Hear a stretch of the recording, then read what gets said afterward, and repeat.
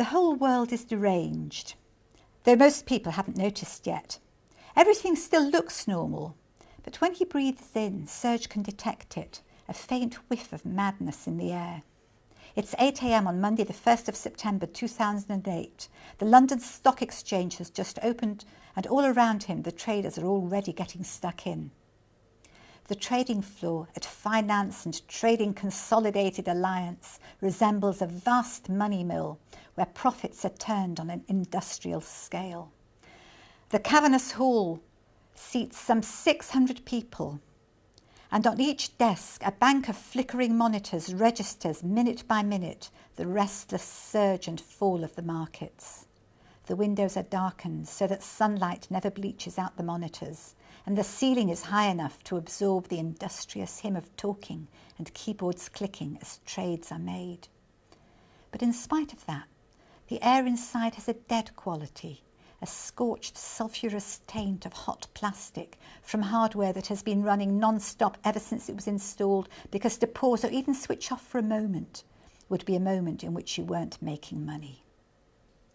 One of the things I set out to write about in this book was money, this crisis of capitalism, the state of finance in the city, because I could see that all around me lives were being turned upside down by this crisis, which I couldn't really understand. And so I wanted to get to grips with it myself. And I thought also that if I'm so fascinated by this, I'm sure other people will be. So I set out to uncover what was going on and to maybe present it in a story that makes some things clear, but also is quite entertaining.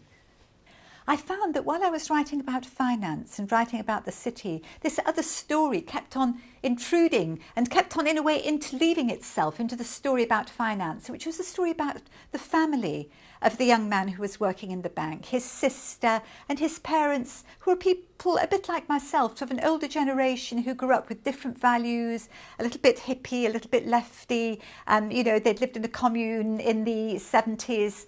And somehow I realised that really these two stories belong together, because they're the stories about how our values change with time. And there are also the stories about how the generations can get distant from each other, and also through the process of working things out and can become reconciled with each other.